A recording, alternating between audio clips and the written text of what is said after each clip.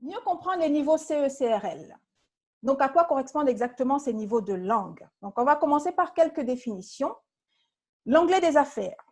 Donc, des fois, je dis l'anglais des affaires, l'anglais professionnel, l'anglais business, plus ou moins la même chose. Hein. Donc, on dit l'anglais professionnel ou le business English, c'est un mix entre l'acquisition de contenus spécifiques et de compétences de communication en entreprise.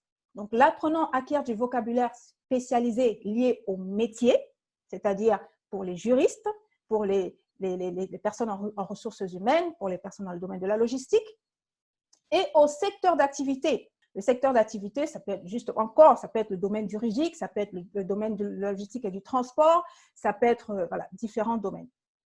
Et en plus de ça, il y a des compétences de communication qui sont nécessaires dans le cadre du travail, dans l'environnement du travail. Donc, on a les réunions, les prospections commerciales, les présentations, etc., etc. Donc, il faudrait vraiment que vous soyez à l'aise avec l'anglais pour pouvoir exécuter toutes ces tâches-là avec aisance. Ensuite, on a le cadre européen commun de référence pour les langues.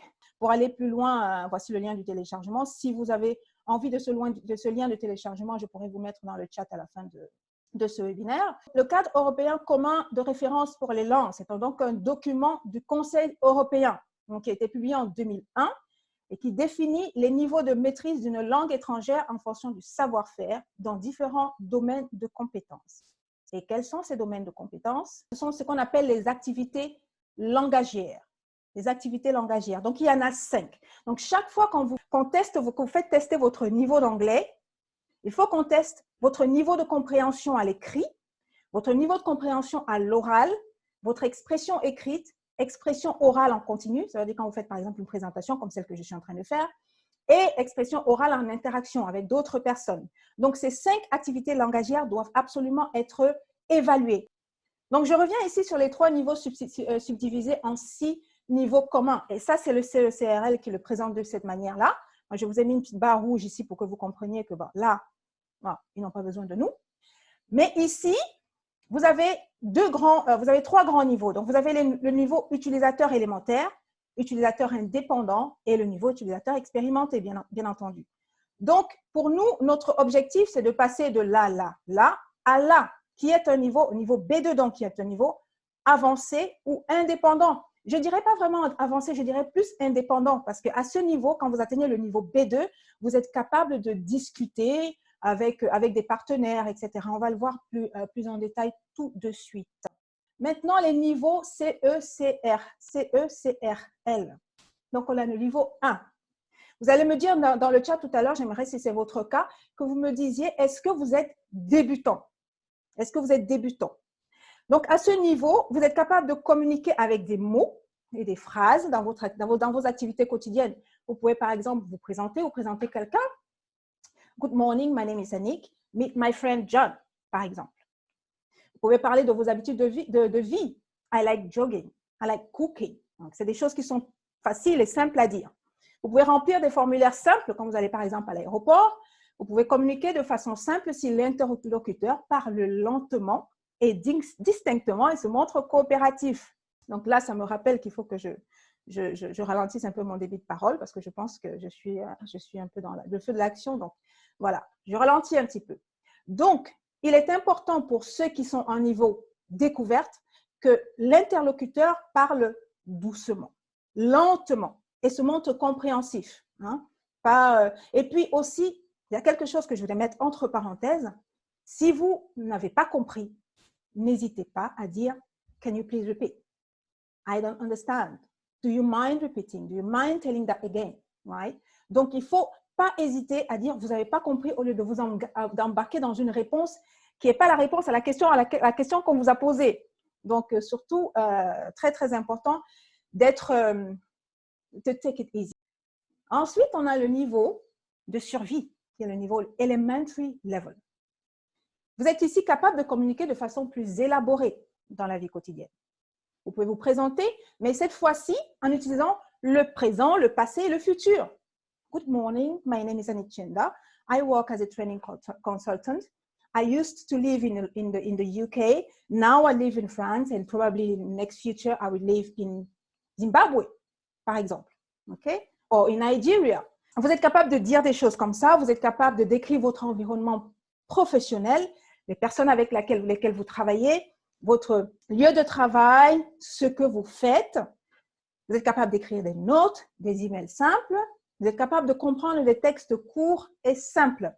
Ensuite, on a le niveau B1. Donc, on a A1, A2, B1, B2, C1, C2. Donc, ensuite, on a le niveau B1 qui est communément appelé le niveau seuil. En anglais, on dit pre-intermediate level. Donc, ça va avant le intermediate level qui est le niveau autonome, donc opérationnel. Donc, au niveau pre-intermediate, vous êtes capable de vous exprimer avec quelques hésitations, hein, dans des situations de vie professionnelle et sur votre actualité, ce que vous faites, vous êtes capable de comprendre et de participer à des conversations. En étant au niveau B1, vous êtes déjà capable de participer à des réunions en entreprise. Vous n'allez pas vous risquer à poser des questions, ce qui est dommage parce que c'est possible de le faire. Vous n'allez pas le faire, mais vous êtes capable de le faire déjà au niveau B1. Vous êtes capable de donner votre opinion et d'échanger des idées sur des sujets actuels. On parle de coronavirus en ce moment.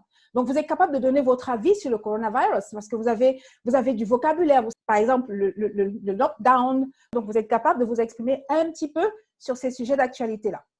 Donc, vous êtes capable d'écrire un bon email en entreprise. Et s'il y a une présentation à faire, on peut vous faire confiance. Vous allez vous débrouiller, vous prenez des notes et puis vous allez pouvoir vous lancer. Et donc, le niveau B2. Donc, à ce niveau, vous êtes capable de communiquer avec aisance, de façon relativement correcte, sur une grande gamme de sujets en lien avec votre milieu professionnel. Donc, qu'est-ce que vous pouvez faire? Exprimer et justifier votre opinion de façon détaillée et précise. Vous êtes capable de comprendre l'essentiel des réunions avec des anglo-saxons. Donc, quand on dit comprendre les réunions, vous êtes capable de répondre à des questions, vous êtes capable de donner votre opinion, vous êtes capable de dire oui, non, I do agree, I don't think it's a good idea, etc., etc. Et ça avec beaucoup plus d'aisance. Et donc, de comprendre aussi et de rédiger des textes clairs et détaillés sur divers sujets. Le niveau B2, c'est notre niveau cible.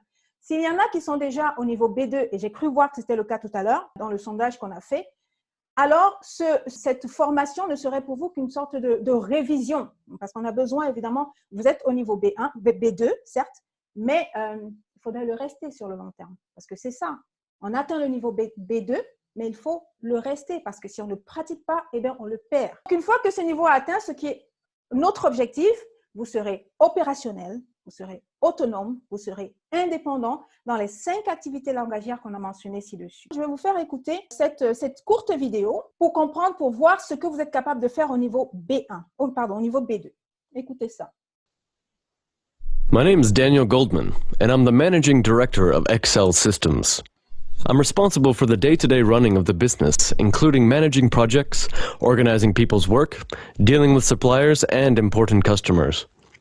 I'm also in charge of developing the company's long-term strategy.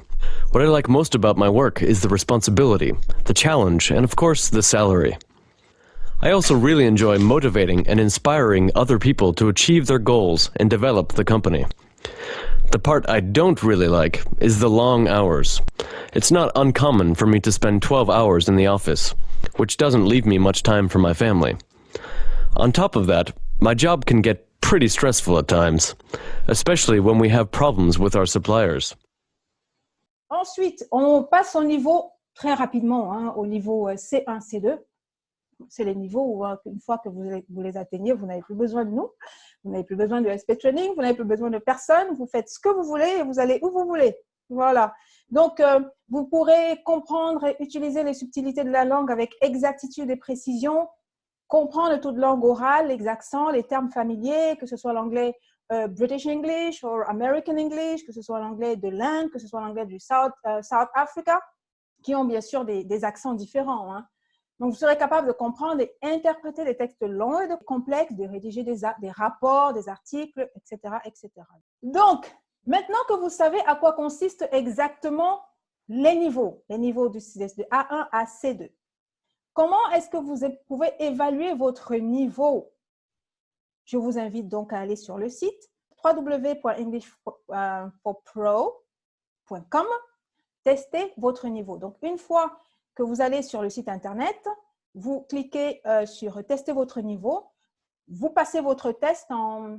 Ça dépend du niveau de base que vous avez. Hein, donc, ça peut aller de 20, non pas 15, 20 à une demi-heure et même voire 40 minutes pour pouvoir passer ce test. Et une fois que vous avez passé le test, vous allez recevoir vos résultats par email.